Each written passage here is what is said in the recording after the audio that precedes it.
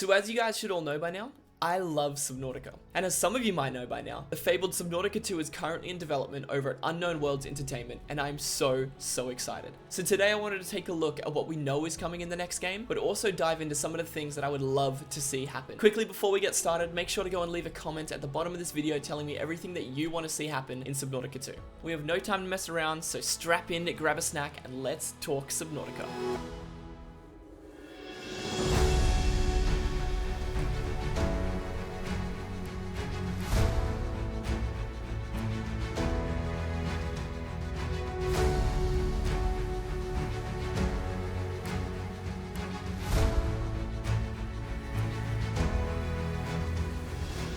Subnautica is a survival crafting game set on an alien planet, but the twist is it's set entirely underwater. Something that makes Subnautica stand out and what I believe is its greatest strength is its exploration-based narrative. What I mean by this is the story almost entirely unfolds based on your exploration. Now speaking of the story, now's a good time to mention that there might be a few spoilers in here for both games, Subnautica and Subnautica Below Zero. So if you want to avoid those, dude, why haven't you played Subnautica yet? Stop watching this video, go play the damn game.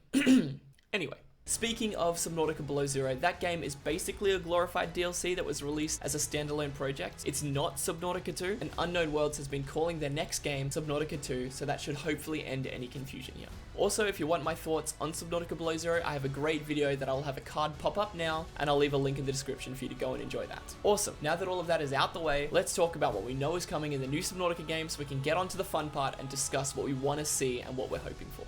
So I'll be getting most of my info about the new game from a blog post made by Unknown Worlds on their website. It comes directly from the development team, no speculation on this part. So the first thing is, early access is not intended for release in 2024, but we plan to share a lot more information later this year. This is of course a little bit sad because we would love to see the game in our hands this year, but I would rather wait for a better game than get a subpar game now. I am, however, excited to get more information this year, and I'm glad that they let us know that they will. In reference to games as a service, we simply plan to continually update the game for many years to come, just like the previous two Subnautica games. Think our early access update model, but expanded. No season passes, no battle passes, no subscriptions. I saw the expression games as a service stir up a bit of confusion online. I'm glad that they addressed it in their post, but I will say they conveniently left out any mentions of microtransactions or in-game purchases. The game is not multiplayer focused. Co-op will be an entirely optional way to play the game. You'll be able to enjoy the game as a single player as well.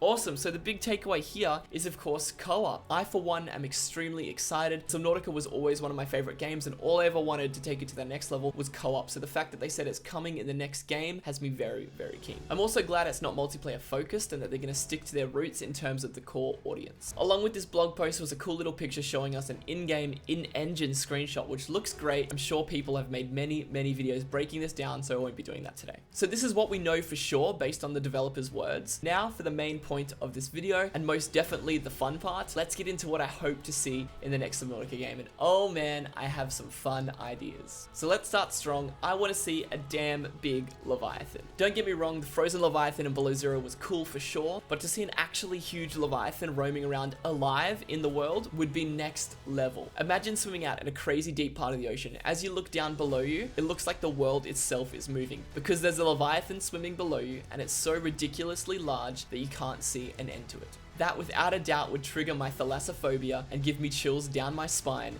in the best way possible. That idea lends itself quite nicely to the next idea / suggestion that I have. I hope that Unknown Worlds brings back the focus on horror throughout the game. Something that was sorely missed in the spin-off game Subnautica Below Zero was the element of fear. It's something you really notice when you go back and play the first game after experiencing the second one. The original game had some really creepy environments. The Blood Kelp biome and the Lost River are genuinely creepy places. Although Below Zero has some fantastic art direction, it never quite hit the note in terms of spookiness. So I do hope that the devs can refocus on horror again for the next game. Okay, so something that lends itself to the spookiness of the Subnautica games are of course the dangerous creatures found throughout it. But if you've played a lot of these games, you would probably know that you can pretty easily outrun most of them with a sea glide or a sea moth. The first game especially is masterful at making you believe those creatures are a huge threat, but in reality, not many of them are, and if you know enough about the game, none of them really are. In this new game especially, with the addition of co-op, I'd love to see a range of enemy creatures that actually pose a great threat. Relentless enemies that will hunt you across zones, or even ones with genuinely hard to avoid abilities like seeking projectiles or infections that you then have to cure. And this idea kind of leads into some of the other things I'd love to see implemented well into the next game.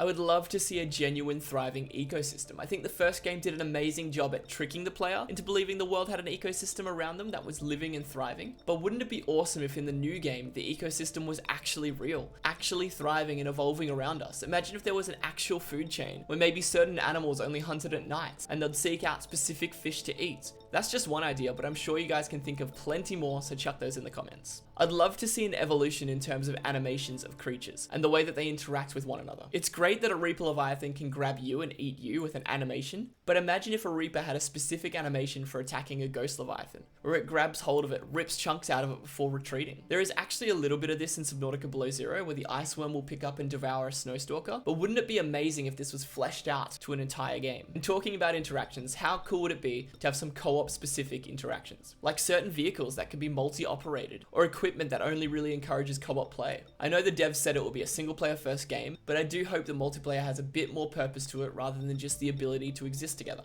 Although, to be fair, I would gladly take that. Another thing I'd love to see is an evolution of the void from both games. Both games have this insanely creepy, empty expanse of nothingness which acts as a boundary to the game world. Due to the way it's been laid out, with the void existing, but there still being things out there, at least according to the lore, I see the void as a perfect opportunity to have some seriously hidden stuff out there, and some seriously big creatures out there too. This would be the perfect way to have a kind of end game, in the sense of something big to work towards after finishing what the main game has to offer. I would love to see a massive upgrade to the base building from both games as well. The building system in Subnautica is awesome. Really, the only changes I want to see personally would be more things added, more decorations, more cool rooms, and useful things. I love how in Below Zero there are many decorations you can find around the map, but maybe a bit more of that with some bigger blueprints you could find as well to build some really fun aesthetic things in your base. Speaking of buildings, the Architects. For anyone who doesn't know, Architects are an intelligent alien race in the Subnautica universe. They're also a big cause to a lot of the problems going on in the universe. So seeing a new side of the Architects in Below Zero was really cool, although they did kind of butcher the story a little bit, but it would be awesome to maybe see a bit more of their reach throughout the universe, and see more of their technology as well. The few Architect items we got to use in the original game were cool, but I'd love to see some straight up Architect tech, especially in co-op, maybe even some co-op drivable Architect vehicles. So in Subnautica, we have teleporters. How cool would it be to have several parts of a planet, or even several planets at our fingertips via teleportation? Wouldn't it be cool if we had a multi-planet survival going on? Especially with the potential of a live service type long-term update plan for this game, I could totally see them doing multiple planets down the line, where you just take a teleporter and boom, you're on a different planet. You can move resources between them as well. It would be really, really cool. I'd love to see something like that. With the rumors suggesting that this new game won't be set on planet 4546b, which is the original planet from the original games, there's a real opportunity here to break the boundaries and go a little crazy with the types of life forms and how they interact with the world. From the promotional screenshot we were given in the blog post, it does look very much like 4546b, which makes sense because it's set in the same universe, but wouldn't it be awesome to see something totally original at the same time? All they really need to do is make it survival, horror, set underwater, and the rest can be entirely original if they want. For me, the biggest letdown of Subnautica Below Zero was the main character and their story. For starters, bring back the silent protagonist. Let the player have their own thoughts and opinions without being swallowed up by the protagonist's constant talking. And secondly, let the story be about the world and its mysteries again, rather than some corporation drama that takes focus away from the awe and wonder of the planets and those that inhabit it. I thought it'd be fun to end on a little theory of my own for what the next game's story might have in store for us. Looking at the in-game screenshot we were given, and given the rumors that the game is most likely set on a new planet, well, I'd have to say that the creatures in this screenshot look very 4546b. What if the Architects have built an entirely new ecosystem on an entirely new planet, but based on 4546b, with the hope of allowing life forms to evolve towards a cure to the Kharaa virus? This would mean that it was created before the events of the first game, but it could easily have been long abandoned, meaning that it was created a long time ago, but we're only finding it now in the present day.